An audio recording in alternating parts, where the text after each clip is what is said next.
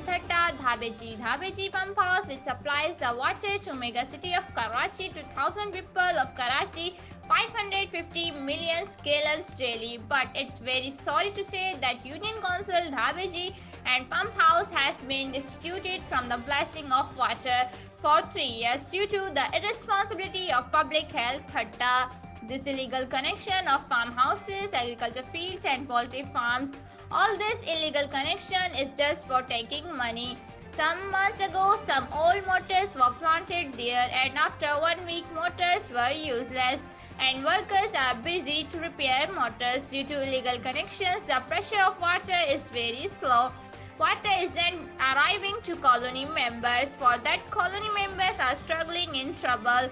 Poor community compelled to buy water from tanker mafia in high prices, and colony members are requesting to Chief Minister Sindh Murad Ali Shah, Minister for Local Government, President of Pakistan People's Party Thatta Sadiq Memon and DC Thatta have demanded that all motors be replaced with new motors. Hundreds of illegal connections be immediately cut off.